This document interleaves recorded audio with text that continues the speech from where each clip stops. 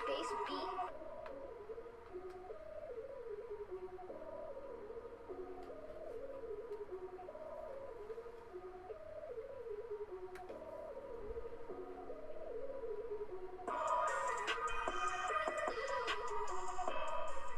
What's up, everybody? It's KBR Sports, the best sports talk show, your 24-hour day.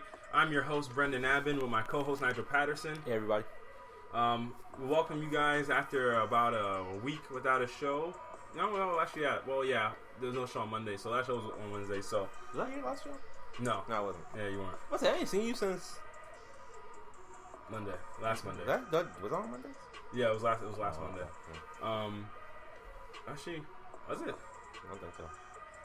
I saw you Sunday. I saw you Sunday. I didn't see you Oh, after yeah, that. okay, yeah, dang, yeah. So I guess, yeah, all the way back to the Monday before that. Yeah. Yeah, okay. All right, y'all. Well, remember, you all can follow and subscribe to the KBR Sports Podcast. We're going on Rabble TV, Spreaker, YouTube, iTunes, and SoundCloud. Also, don't forget, you guys can call in at 571-991-0566 in order to call in and give your thoughts and opinions on any KBR Sports show topic that may be getting discussed. Also, you can follow the KBR Sports Twitter page at KBR_sports, where the live links and show topics are tweeted prior to every single show. All right, so just to give you all a topic rundown, what we're going to be discussing today, we're going to be talking about ESPN's top 100 list and a player that got a ranking on there that is a little bit disgruntled about his ranking. We'll talk about who that guy is in a bit. Also, we're going to be talking about the Houston Texans starting quarterback dilemma and who exactly should they start. Then we'll also talk about Kobe Bryant's getting both jerseys retired and which Kobe number was he better in. And then we'll also touch on Andrew Luck and his dealings with the Colts. And then we'll also get into a little bit of boxing with Triple G and the Canelo Alvarez fight coming up. All right, so first let me start off the show by asking Nigel, how's your day going? One man's. Usually I say, what I usually say? It's a day. It's another day. It's not another day today. It's not another day. No. Well, I'm going to go back 2 days, actually. Okay. You know how I saw something I thought I was never going to see. What was that? I saw a high-speed police chase. Wow. On 95. Are you serious? That's serious. You were on? I was on 95 when it happened. Dude, so wow. I was coming home from class. So intense. Right? I was coming home from class, and I look in my rearview mirror because I'm sitting in traffic. I see two cops. I'm like, oh, that's weird. I was like, maybe there's an accident ahead. That's why the traffic was backed up. And like in my periphery, I see this black dot just fly by me. And so I'm like, oh, that's weird. And so I look back down and I see it's a dude on a bike. And he was like hunched over completely. And he was going I'm talking like 125, 130-ish. Oh, wow. He's flying down the highway. I'm like, yo, either I'm going to see him later like splattered on the ground or he's going to be in a police car.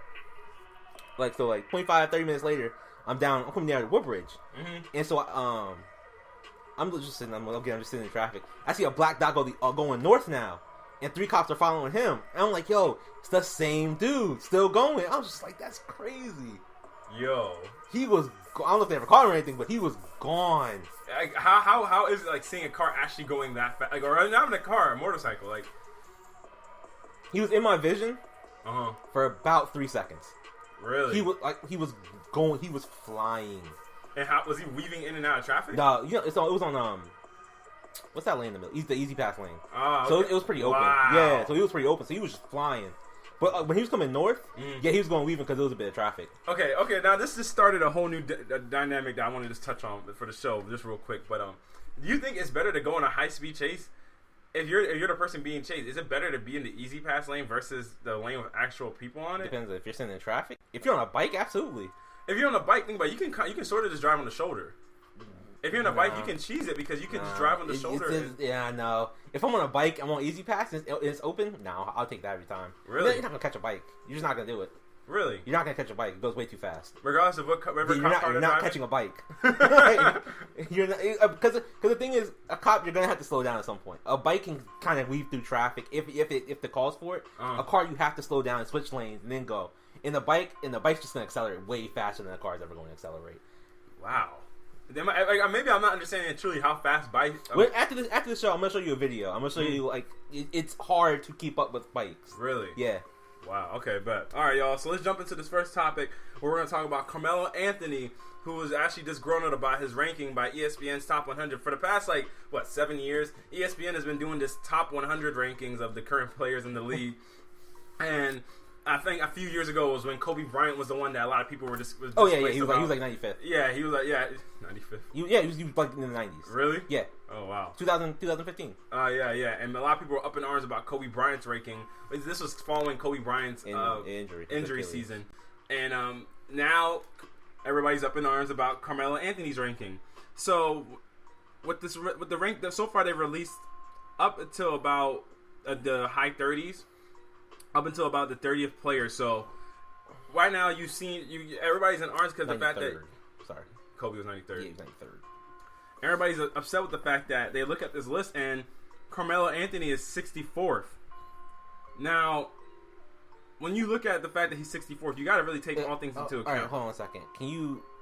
Oh, go ahead first. I'll let you go ahead. Okay, so when you look at him at 64th, you got to take all things into account, sort of, because you got to look at one, because the criteria of how they did this list, I'm all too shaky on. But do they give you the actual explanation of what the list is? No, it's just ESPN's current top 100 list. Okay. But I heard the way they say it, they say the criteria is how does the player go towards winning? How does the player overall player ability, talent, all that stuff, and how is their impact on winning, leadership, all that stuff. So with that being said, they put Melo at 64th. Yes. Now, let's just note some of the players that are actually ahead of Melo at his 64th ranking. Sure. Number 63, Lonzo Ball. Absolutely. Future Hall of Famer Lonzo Ball. Has yet to dribble. Obviously. Has yet to take an NBA dribble. He won a championship. Where? In the Summer League. Just saying. How many championships does Melo have? Oh. So that's solid 0. Go ahead. Okay, Danny Green is 59th. From the San Antonio Spurs. Obviously, sharpshooter, lockdown defender. Harrison Barnes is 58th. Was he the Black Falcon? Yeah, the Black Falcon. Oh hell, that's his name. Oh hell. All right, Robert Covington. 20 points a game last year. Lockdown defender Robert Covington. At 55th. Lockdown defender Robert. And Brook Lopez is 51st. I'm not gonna argue that one. Yeah. All right, Nigel. So, what do you think about Melo's ranking at 64th? Did these guys get it right, or did they get it wrong? I'm not gonna answer that question because it's a stupid question. No, but seriously, it's a stupid question in the sense that, come on, you really think they can name 60? How many players? 63 players better than Melo? Like, don't get me wrong. SI, I want to say, I think was way better on it. They had him, I think, at 34th, which is why I'm like, okay, I can take Melo at 34. I'm not a huge fan of Melo. I'm not a huge fan of one-on-one scores. I'm not a fan of ISO scores like that. But even 63 for me is like, that's just, come on. That's absolutely ridiculous. I can't give. There's no. I can't justify in any shape, way, or form putting Melo at 63. I can't. For one, it kills me that you have a guy who's never played in the NBA, official NBA game. I'm gonna come back to that. Listed ahead of him, and then you have guys that are literally role players ahead of him. Like, Danny Green is a role player for San Antonio Spurs. I understand, like, elite role players. Maybe elite role players. I kind of understand. No, but they're not better than Melo. They're not better than Melo. All right, hold on a second. Nigel, hold on a second. But the question, this is not the question of who's just the best player. That's not the question. So you do have to account for fit in there. You have to account for fit. But so, I mean, Melo fits better than any other. The team is built around the guy. What have they done with Melo? What they built around Melo? But I'm saying, you can't attribute another you can't attribute a role player on the Warriors. For example, I would take Draymond Green before I take Carmelo Anthony. Okay, that's understandable though, because Draymond what he does as a totality on defense is way great. And he's healthy. You know what I mean? He's ranked defensive player of the year. And he's still a good offensive player. So it's not like he's a good offensive player. And it's not beyond apparel that like you could take Draymond. Like, people understand maybe why you would take Draymond. I think you could possibly argue it, but you could.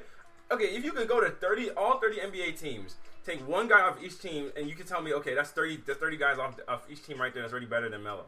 Is Kristaps Porzingis better than Melo? No, he's not better than Melo. Not yet. Is Kristaps Porzingis better than DeAndre Jordan? Probably not yet. Okay, so if you're taking a lot of these guys when you're funneling them out, if you're saying Kristaps Porzingis isn't better than some of these guys, then a lot of the second and third and fourth guys that aren't at the top tier championship teams aren't better than Carmelo Anthony. Like if you're saying Kristaps, that means D'Angelo Russell obviously isn't better than Carmelo. Oh, come on. No, I'm saying, but that's just the first guy that popped to my head. But if you're looking at when you're looking at funneling through teams, like the second, third best guy on the Suns, the second, third best guy on the Eric Bledsoe? I wouldn't take Eric Bledsoe over Carmelo. Would you really take Eric Bledsoe over Carmelo? That's a question. That's not a slam dunk for me. That's honestly not a slam dunk. I can fit Carmelo Anthony into more teams. I disagree with that completely. I absolutely disagree with that. Eric Bledsoe to me fits into more situations than Carmelo Anthony does. He can't shoot threes. He can't. He's not a bad shooter. He's not a great shooter. He's not bad. And he's not. But he's not. And he's also injury prone. He's injured. So is Melo. What's your point? Well, I don't know if Melo's actually. Melo sits out a lot. He sits out a lot. He's injured. He missed a half a year, 2 years ago. No, he did. But I'm saying, but think about it. He still played with it. He had knee injuries. He was able to play with it, but he just sits out. He has knee injuries. And Eric Bledsoe's like 20-something but Eric Bledsoe's like 20-something. But the point is you're arguing an injury prone person versus an injury prone person. Okay, but I'm saying we're just apples to oranges. But sure. The point is that I think if you go to a lot of these teams, you can't.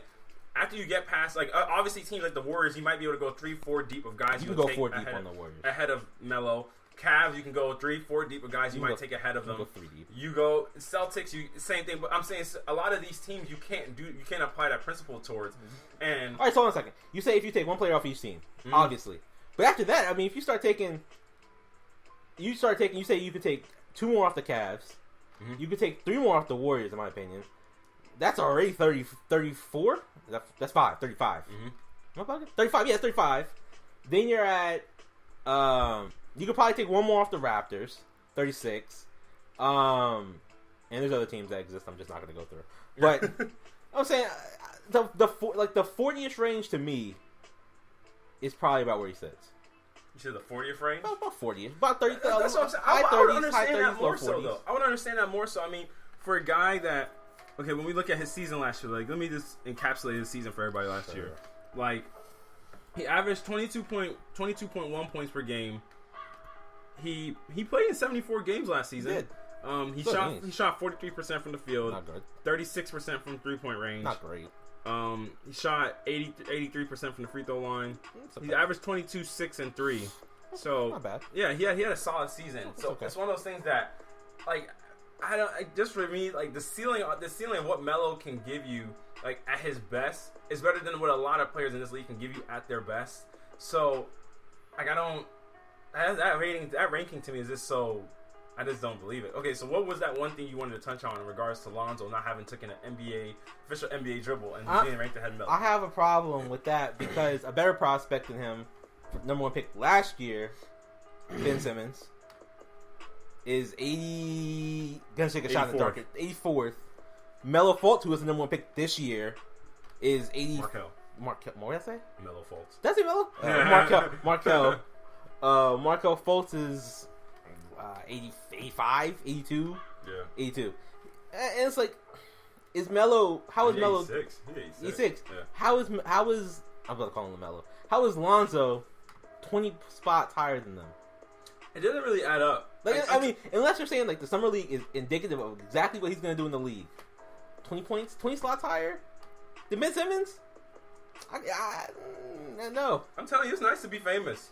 It's just nice to be famous. Like that him having that pub behind him and having that name brand and that name cachet with the Ball family. Big baller brand. Big baller brand. I mean, it's getting him recognition for it. I mean, because I can't think of any other situation why that would really.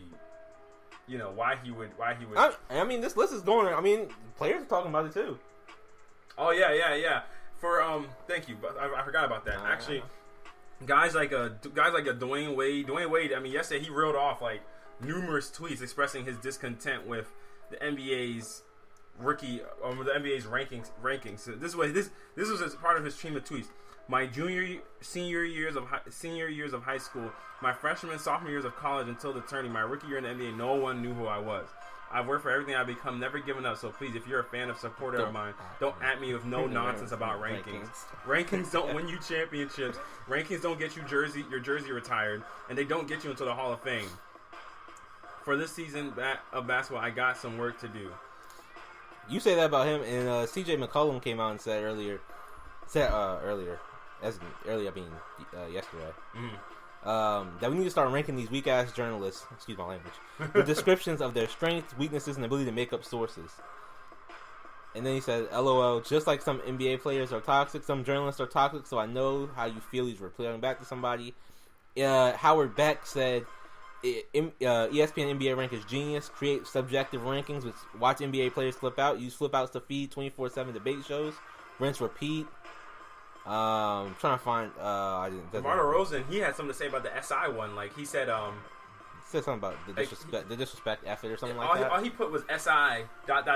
prove me. Oh, prove, yeah, something like that. Prove him wrong or something like that. Yeah, and so it's a lot of guys aren't really happy about these lists. I feel like unless you're really hovering around the top 30 or so. Not even that. CJ has he been ranked yet?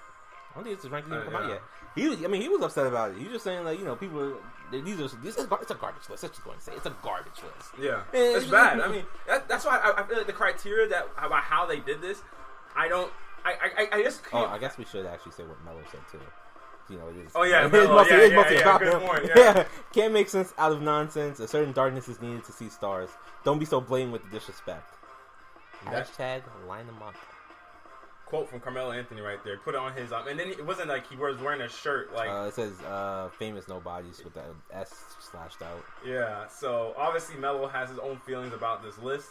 A lot of players have their own feelings about this list and the rankings in general. So it's kind of funny to see it. I mean, because you always wonder like how do they make up these lists? How do you come to a conclusion with these lists? And then I just can't think of how a guy that's never taken a dribble is ranked higher than a proven star. And like, don't get me wrong, no list is perfect. Mm-hmm. We could throw a list together and people could find things wrong with it. Yeah, but there's a line of it just being not good. Yeah, and that not doesn't cross the line. It flies past the line of just not being a good list. And it's like flagrant. Like this is like so flagrant. Like. I just can't even think like why like how you said, how is Lonzo 20 spots higher than a guy that was taken before him in the draft? Like that doesn't make any sense. Yeah, so it's just things like that. I mean, Isaiah Thomas averaged 29 last year and was 40th. I mean, it's just kind of don't get me wrong, Isaiah's not like generational. No, he's not franchise great. Don't get me wrong, but Kyrie hasn't been listed yet, right? No. It's not a huge gap between Kyrie and Isaiah Thomas if you're talking about players. I don't know. I honestly I don't. That's why I have no idea how they formulate these lists. I mean, even for me, that year Kobe was ranked 93rd. It's like, don't get me wrong, it's Kobe Bryant. It's Kobe Bryant. I trust him to be better than 93rd, 93 players, 92 players. I expect him to be. I mean, like if they had put him like 50th, I understand. Yeah, I would understand that way better. 93rd. That's like. Almost Dwayne Wade's territory. I guess it's crazy to me. I really by the depths of me, I just don't. The thing is, if you're gonna put out a list, the one thing that should be absolutely 100% clear is the criteria. And this goes for anybody who's doing listing or any kind of polling or any kind of statistical data. You should have a clear, driven reason for how the ranking is going to go. That should be the first thing on any list, so we can know exactly how you're ranking them. Yeah, because this little in between section of how we're like kind of confused of how they were doing it is kind of like sucky, because it's like we just want to know like exactly how did you go about this and like how did you come to this conclusion essentially. Like it's really like mind-boggling. But all right, y'all, it's gonna wrap it up for this segment. When we come back from the break, we're gonna be talking about who exactly should the Houston Texans be starting at quarterback. Stay tuned to find out what we both think. It's KBR Sports, the best sports talk show of your 24-hour day. Remember, when the live link ends, or when this segment ends, the live link will disappear. Refresh the page after about 50 to 60 seconds, and it'll be back up there for you guys to tune into. It's KBR Sports. Sports Illustrated had him 37. Melo? Yeah. At least they were closer. Yeah, I have no problem with 37. Yeah, they're at least closer.